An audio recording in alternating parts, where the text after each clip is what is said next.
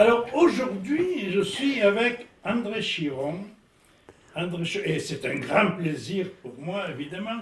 André Chiron est un phénomène dans le monde du spectacle. Ah oui. Mais exactement, c'est un phénomène.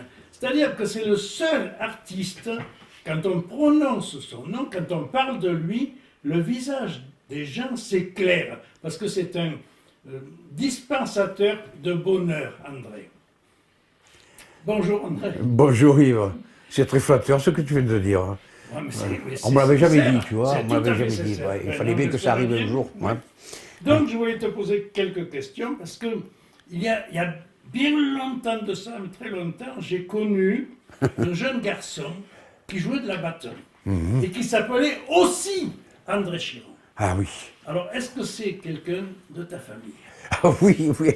C'est quelqu'un de très proche, hein, en Oui, fait. tu peux m'en parler? Oui, oui, oui. Le André Chiron que tu as connu, c'est vrai, il a commencé à jouer de la batterie. Et puis après, il a dérivé sur d'autres instruments. Donc, parce qu'il s'agit de moi, après oui, tout. bien Oui, sûr. oui, Tout le monde a on va le compris. révéler, quand même. J'ai commencé à jouer donc avec l'orchestre de mon frère. Ne va pas plus loin. Je vais te montrer une photo. Et tu vas me dire ce que cette photo te rappelle. Oh là là. Ouf. Ah oui, ça me rappelle de. Ben, c'est les premiers âges de l'orchestre. On s'appelait les Gay Boys. Ouais. Mais à ce moment-là, le mot gay n'avait pas la connotation C'est ce que j'allais te péjorative. dire. La connotation péjorative, Oui. alors là, ben là, il y a Pierre Tessandori, il y a un certain Yves Michel à la guitare, il y a mon frangin à la clarinette, et puis Jackie Jourdan. Alors Jackie Jourdan, qui a été connu par la suite pour être fabricant de manèges pour enfants, voilà. Et puis moi qui suis derrière, qui ai l'air très heureux d'ailleurs, j'ai l'air très heureux d'être. C'est vrai que j'étais très heureux d'être Tu as derrière. toujours l'air heureux de toute façon. J'ai là une photo très intéressante. On va voir ce que tu vas voir. J'ai l'impression que tu sors les vieilleries là. Hein. Oui. Ah oui, oh là aussi, ouais. Ah oui, oui. Martelli, Jo, bah toi, et puis alors à la guitare, c'est pas Palin? Et si, Ah. Jean-Marie Palin. Ah bien ouais, sûr. ouais, Jean-Marie Oui, Palin, oui. ouais. Et tu te rappelles où elle a été prise cette photo? Peut-être, vu les chaises, c'était pas la Simonenkos, ça. Eh oui, le Ah, grand ouais, ouais. Ah, tu vois, bien j'ai quand sûr. même bonne mémoire. Oui, Hein. Ah, bonne oui. mémoire. Ouais. Ah, oui, ça c'est. Ouais. Ah là là, ouais, ouais. Oh, puis alors, je trouve bon chic, bon genre. Hein. Ouais, Le quand pull, même, le tu pull. présentes bien, hein. Tu vois, un costume, ouais, ouais. Ah oui. Ouais, on était beaux, on était beaux à cette époque-là. Ouais. Ça a Et passé nous sommes depuis. toujours beaux, André, quand même. Arrêtez. Tu as sorti l'album. Ah oui, oh là là, c'était le début des Blue Coral Stars. Le Choral Star. Ah, ouais, Oui. ouais, ouais. Aimé, Jo, toi et moi. Alors là, je suis en blanc. Oui, On t'avais une belle veste, on dirait que c'est moi le chef, là, tu non, vois. mais regarde bien la veste. Oui. Oui, c'est une veste que je t'avais passée. Ah oui, oui, une veste, oui, ouais, peut-être, oui. J'avais pas assez d'argent, certainement, pour m'acheter une veste à cette époque. Non, c'était la veste de mon père qui avait été capitaine de marine. Ah, voilà. Ah, ouais, ben, tu vois, là aussi, je me souvenais pas, voilà. Là aussi, je sais pas où c'est pris, ça. Ça doit être chez Aimé Fatih. Ah oui, certainement chez Aimé, ouais. Ah, c'est là qu'on répétait. Voilà, ouais, ça, ouais, très bon souvenir. Alors sur cette photo, il y a deux frères. Oui, il y a deux frères. Oui. Ah oui, les frères Chiron, voilà, Oui, Jean-Pierre et moi-même, Alors, oui. ça veut dire que c'est une famille de musiciens? Oui, c'est vas-y, une famille de explique-nous musiciens. Mon grand-père jouait du violon, Ouais. un amateur, je veux dire, Oui, il n'était pas professionnel. Ma mère chantait beaucoup, elle avait fait quelques apparitions au Grand Cinéma Rex à Monteux. Oh, c'était l'Olympiade du Vaucluse à ce moment-là. Et petite comédie musicale. Voilà. Et ma mère aimait beaucoup chanter. Et je pense que mon frère et moi, nous avons hérité cette passion de la musique. Et tes parents, qu'est-ce qu'ils faisaient exactement? Alors, mon père il raclait les sous des autres. Mon père était pas percepteur, mais enfin, il travaillait à la perception à Carpentras. Et ma mère était comptable chez un notaire. Voilà, et donc il n'y avait absolument pas de milieu musical prédestiné chez mes parents, mais mes parents ont eu cette intelligence de nous laisser, de nous faire pratiquer la musique et de nous laisser pratiquer la musique. Pour ça. Alors justement, Tim, si tu essaies de faire un petit retour en arrière, les deux frères Chiron, Oui. jeunes, très jeunes, Oui, c'est vrai. qu'est-ce qui a créé l'envie d'étudier la musique ou de jouer? Est-ce qu'on t'a forcé à aller prendre des cours de musique? Oui, mais on m'a inscrit, mes parents m'ont inscrit à l'école de musique, à Carpentras. C'était Monsieur Mani, à ce moment-là, qui présidait aux destinées de cette institution. Et puis, on écoutait beaucoup de musique à la maison. Je me souviens même que mes grands-parents avaient acheté un pick-up. Le poste à la foire de Marseille, et on écoutait les disques, les 78 tours à cette époque-là. J'ai l'impression d'être un dinosaure quand je parle de 78 tours. 78 tours. Et donc, ma grand-mère, mes parents écoutaient de la musique tout le temps. Et puis petit à petit, ça s'est installé dans notre esprit. L'idée de l'orchestre. À l'idée de l'orchestre, ça c'est mon frère.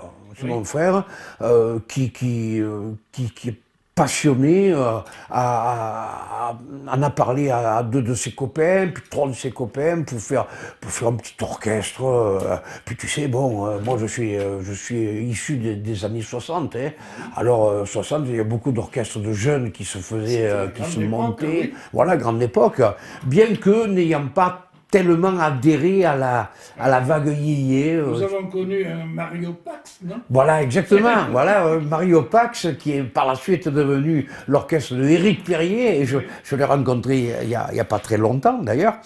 Et donc, on a fait cette petite formation, je veux dire, sans vraiment avoir d'ambition de faire des balles, puisque c'est ce qui s'est passé par la suite, voilà.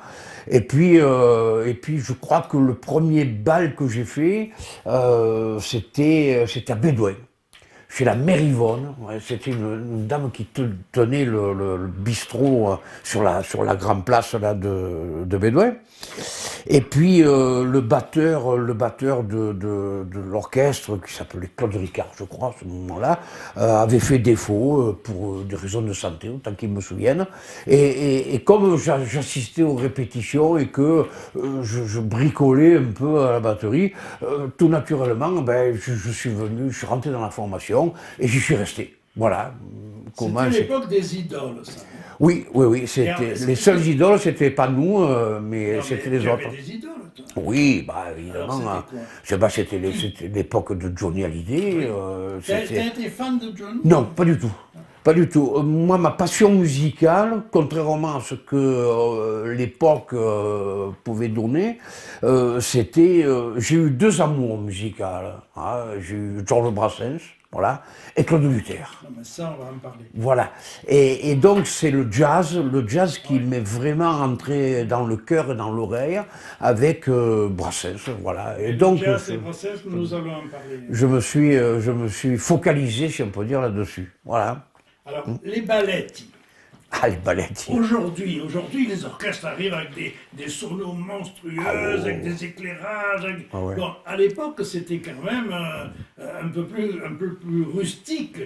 Moi, je me souviens avoir joué sur des charrettes, exactement. sur des tonneaux sur lesquels on mettait des planches. Est-ce que tu as une anecdote Oh ben, Une galère, une galère.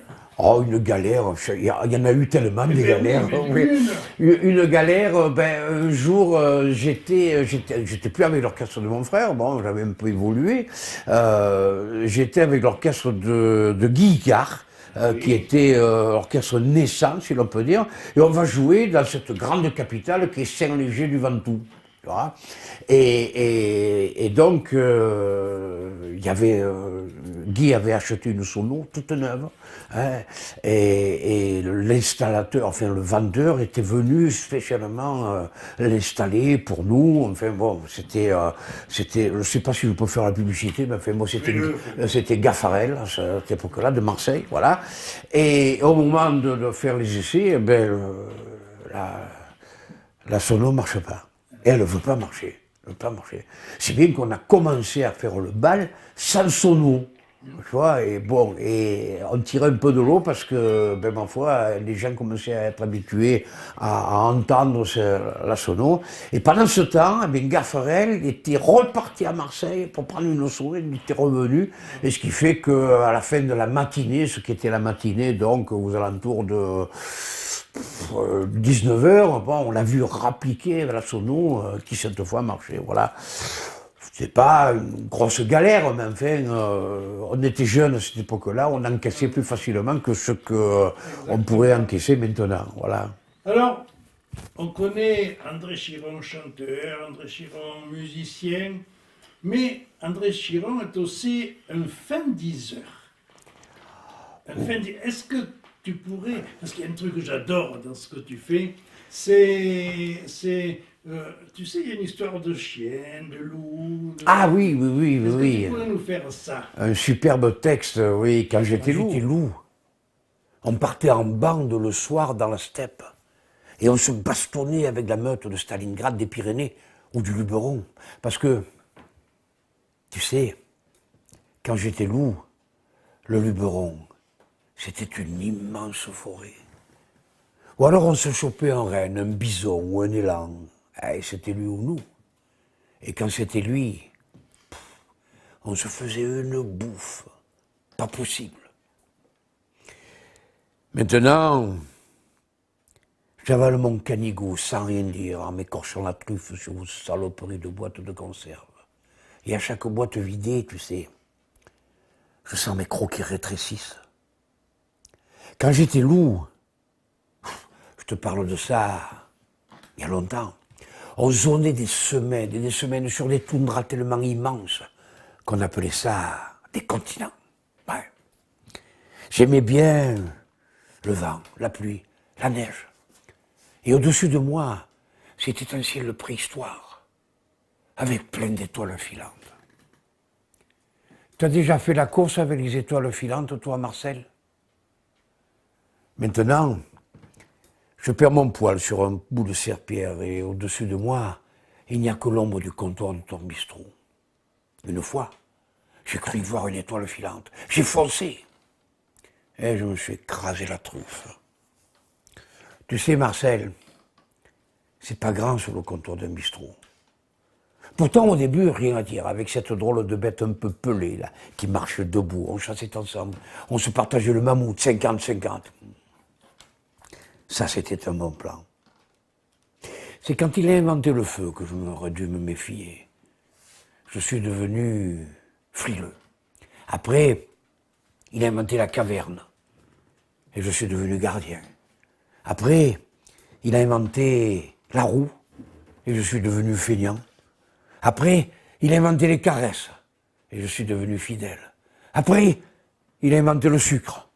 Et je suis devenu con. C'est alors qu'il a inventé la laisse et que je suis devenu chien. Pendant que je me ramollissais les crocs, vous les humains, vous avez inventé la muselière, la fourrière et les autoroutes. Et parfois, vous parlez d'un de mes potes qui a voulu partir là-bas, retrouver sa steppe. Vous appelez ça la rubrique des chiens écrasés. Pourtant, nom de chien, qu'est-ce qu'on a pu vous flanquer la trouille autant des grands espaces. Parfois, avec les copains, on se disait, on va leur faire la sérénade. Et on venait hurler comme des bêtes sous les fenêtres de vos cavernes. Et vous serriez tellement fort les dents qu'on les entendait grincer depuis le bas de la falaise. Maintenant, Vous m'avez donné un nom, alors que je vous avais rien demandé. Vos mômes me tirent les oreilles, et toi, Marcel, quand tu lances un bout de bois devant moi, je cours comme un malade. Et au lieu d'en profiter pour me tirer droit devant moi, comme un con de chien, le bout de bois, ben, je te le ramène. Vous m'avez même appris à faire le beau. Eh, j'ai marché. Maintenant, je fais où on me dit de faire, je mords où on me dit de mordre, et je crèverai où on me dira de crever. Oh, je sais, c'est de ma faute. J'aurais bien dû me douter qu'une bête qui ne marche que sur ses deux pattes ne pouvait pas être bien honnête. Mais voilà, on ne peut pas à la fois réfléchir et courir après les étoiles filantes. Marcel, parfois j'entends un de tes clients qui dit « Il ne lui manque que la parole à ton chien. » Et qu'est-ce qu'il veut que je lui raconte, ce taré? Le tiercé, la peur dans le métro, le match France-Irlande, ou bien y aura-t-il la guerre? Non. Non, je pourrais vous parler de quand j'étais loup, mais vous les humains, vous ne comprendriez pas. Et puis moi qui suis chien, je vais vous dire pourquoi je ne parle jamais. Je ne parle jamais, mais parce qu'il ne me reste plus que ça pour vous ressembler complètement. Et ça, Marcel, tu vois, je ne le veux pas. Oh non, jamais. André, on va peut-être faire une petite pause. Oui. Est-ce qu'une pause pastis te conviendrait? Je ne suis pas un grand amateur de pastis. Hein, voilà, contrairement à ce qu'on pourrait penser, tu sais, les lieux communs, la pétanque, le pastis, les cigales. Non, non, non, je préfère un bon café. On va dire que c'est aussi convivial que le pastis. Voilà. Et ça fait peut-être moins mal.